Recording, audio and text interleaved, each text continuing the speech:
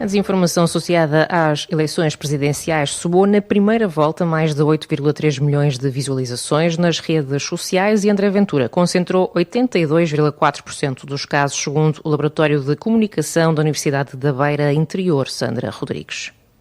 O estudo do LabCom no âmbito do Observatório de Desinformação Política monitorizou a desinformação relacionada com a presença digital dos pré-candidatos e candidatos nas redes com maior expressão em Portugal.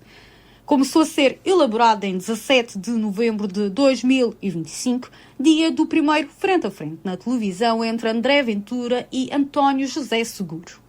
Os conteúdos desinformativos atingiram, no total, segundo os investigadores, 8,3 milhões de visualizações nas redes sociais e geraram 347.228 reações, 64.151 comentários e 27.178 partilhas.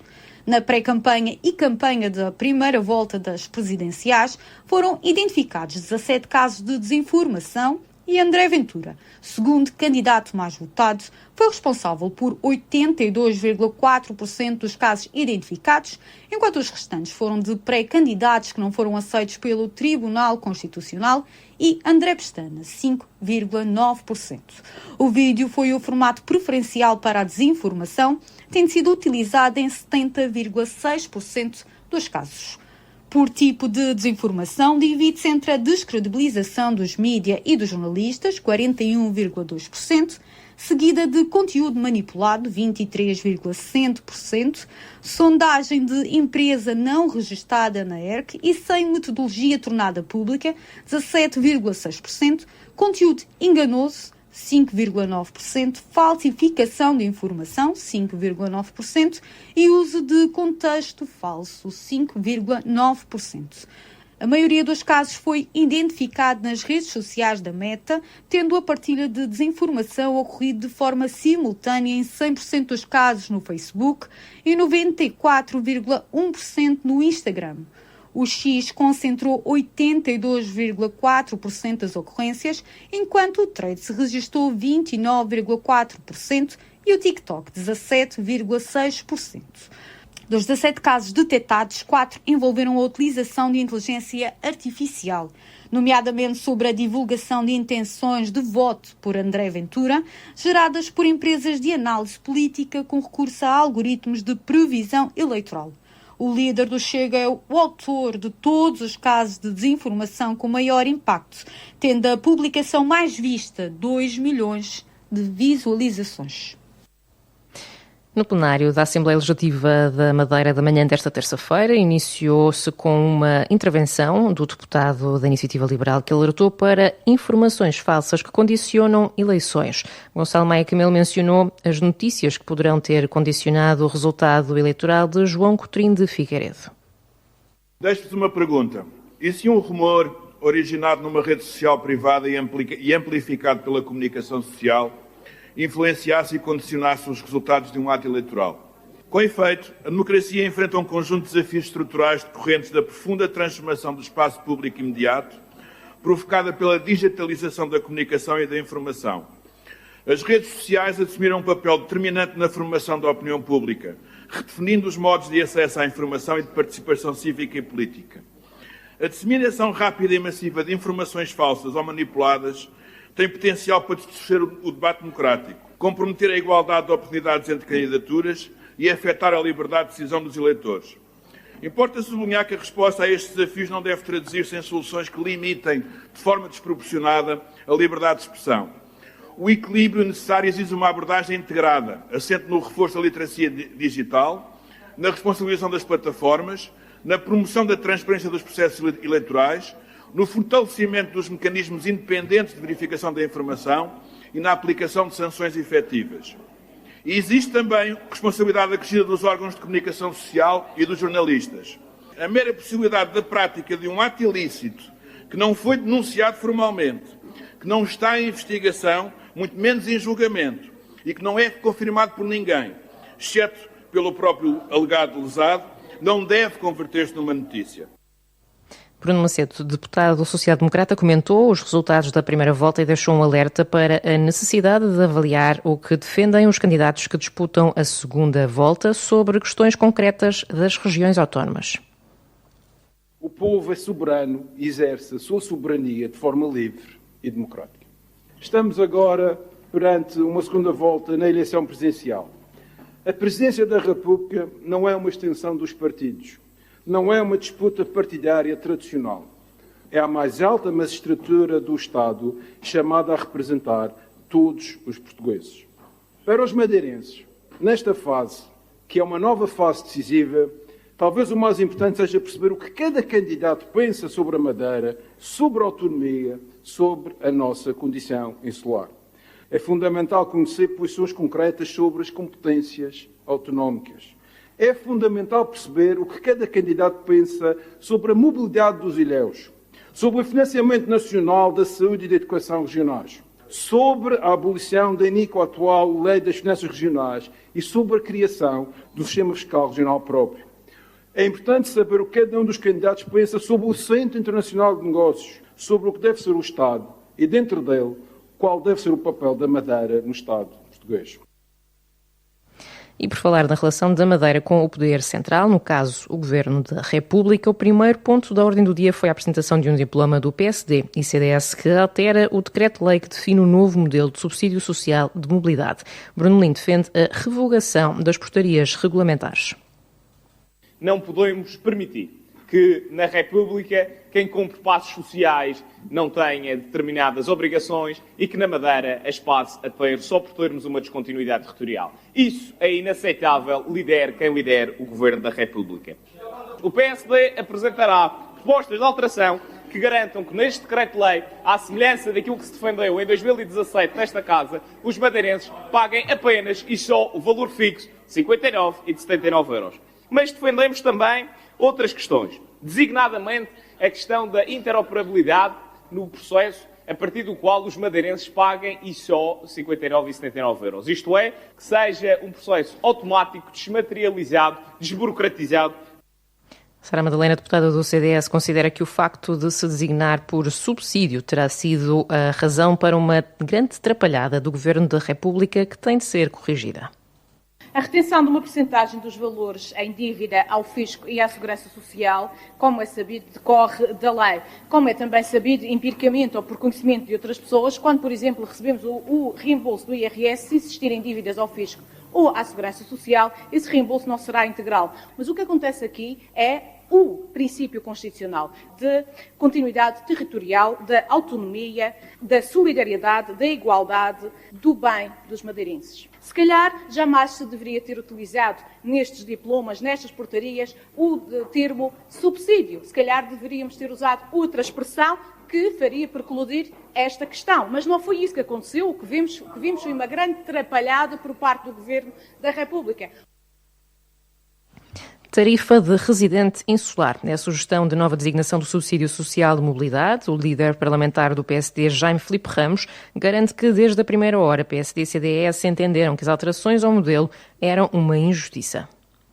A alteração ao decreto-lei e às portarias do Governo da República são injustas, desnecessárias e tanto que desde a primeira hora reagimos, ao contrário de outros que apenas falaram. 4 aspectos. Primeiro, a necessidade da plataforma ter já, por si, a documentação e não a obrigação dos beneficiários a estarem a meter documentos na plataforma. Segundo, a questão possam também ter direito a um one-way ou teto máximo, como têm na viagem de ida e volta. Em terceiro lugar, que sejam obrigados a pagar apenas o valor de referência, o valor que é necessário pagar e nada mais. E em quarto lugar, é mudar o paradigma. O cidadão é que está a substituir ao Estado e a adiantar ao Estado aquilo que é uma obrigação do próprio Estado. Quando o Estado reverte um adiantamento do cidadão como fosse um subsídio, não está correto. E por isso queremos alterar o subsídio social de mobilidade para uma tarifa de residente insular. Proposta do PSD e CDS que altera o diploma sobre o subsídio acabou por ser aprovada, na generalidade, com votos a favor do PSD, CDS, PS, Iniciativa Liberal e as abstenções do JPP e do Chega. Elvio Sousa, líder do maior partido da oposição, o JPP, considera que este diploma não passa de um paliativo amedrontado.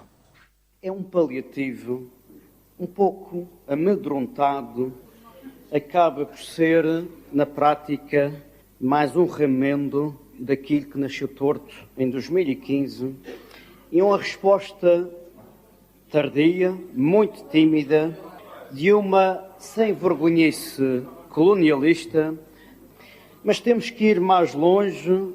Esta é a oportunidade de protagonizar aquilo que verdadeiramente os madeirenses e os porto-santenses sempre defenderam, desejaram, que é viajar e pagar apenas e com toda a justiça os 59 e os 79 euros.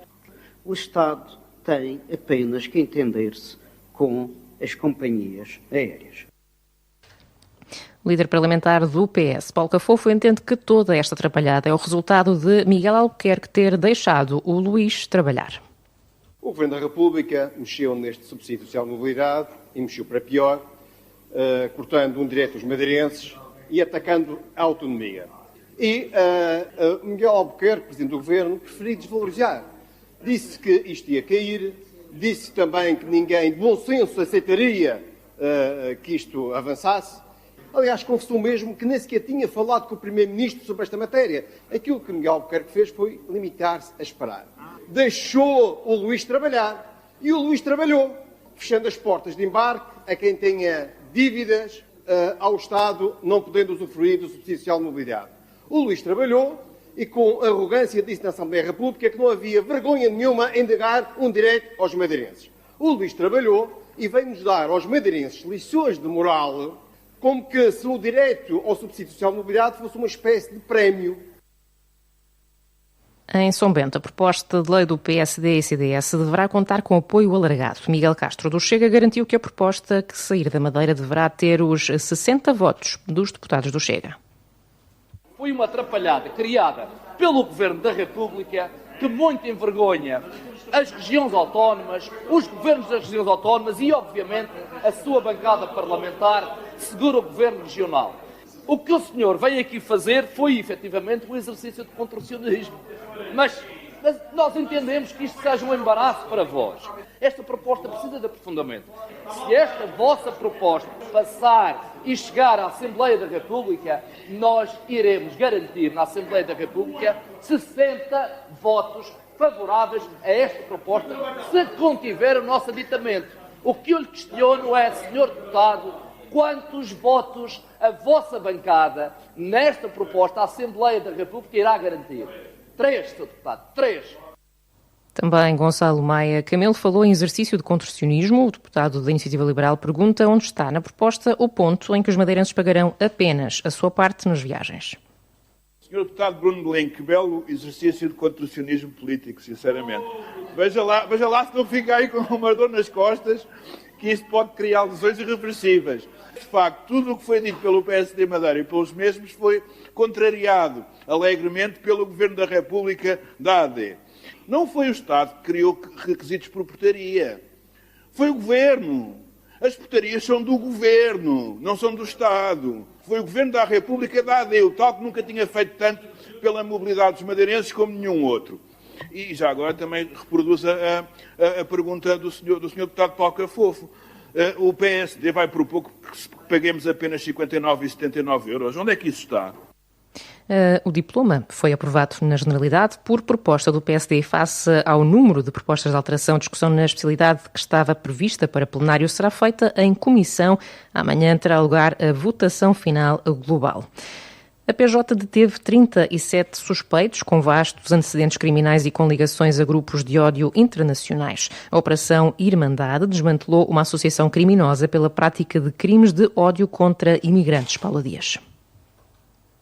A Judiciária dá conta em comunicado que os detidos têm idades entre os 30 e os 54 anos, divulgavam e adotavam a ideologia nazi, própria da cultura nacional-socialista e de extrema-direita radical e violenta, agindo por motivos racistas e xenófobos. A Judiciária acrescenta que o objetivo era intimidar, coagir e perseguir minorias étnicas, sobretudo imigrantes. Com tudo isto, os 37 detidos são suspeitos de terem criado uma organização criminosa com o único propósito de desenvolver atividades que incitavam à discriminação, ao ódio e à violência racial. Uma organização com uma estrutura hierárquica forte e com funções bem definidas. Nesta operação, a Judiciária apreendeu uma grande quantidade de material de propaganda e também diversas armas.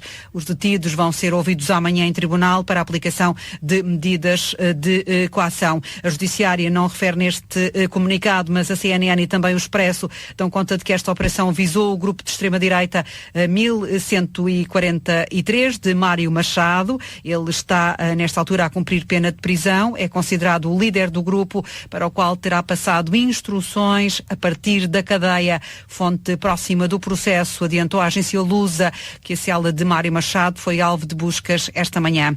A operação da PJ surge na sequência de agressões a imigrantes no dia 25 de abril e a 5 de outubro do ano passado, em Lisboa e em Aveiro. Foi o que uma fonte da Judiciária afirmou à TSF. A 5 de outubro de 2025, um imigrante indiano de 29 anos foi insultado e depois espancado na estação de serviço de Aveiras, na Autoestrada do Norte, na altura em que um autocarro com elementos do grupo 1111 parou nesta estação de serviço. Esta tarde, pelas 4 horas, a Polícia Judiciária vai realizar uma conferência de imprensa na sede da PJ para esclarecimentos adicionais sobre esta Operação Irmandade. O Parlamento Europeu debate esta tarde e vota amanhã a sua posição sobre a revisão das regras europeias relativas aos direitos dos passageiros em viagens aéreas, depois de a Comissão dos Transportes e do Turismo ter aprovado o relatório na semana passada. Esta votação surge após uma tentativa falhada de acordo entre o Parlamento e os Estados-membros no ano passado. O eurodeputado madeirense Sérgio Gonçalves, que é membro desta comissão, explica que, enquanto o Parlamento insiste em proteger os passageiros, vários governos nacionais continuam a pressionar para reduzir essas proteções.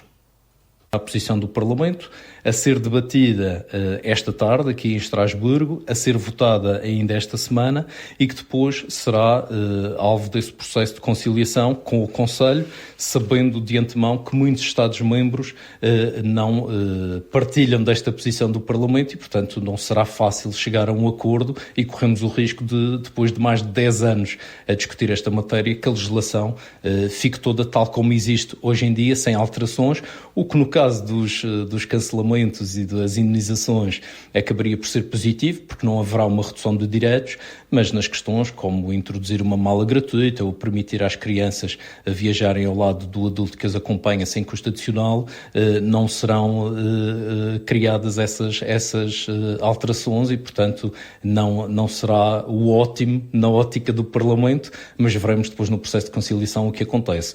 Eu estou bastante otimista em relação à votação, penso que a votação será não por unanimidade, mas por uma larga maioria sobre esta posição do Parlamento e depois veremos na negociação com os Estados, no Conselho, que resultado é que sairá de todo este processo.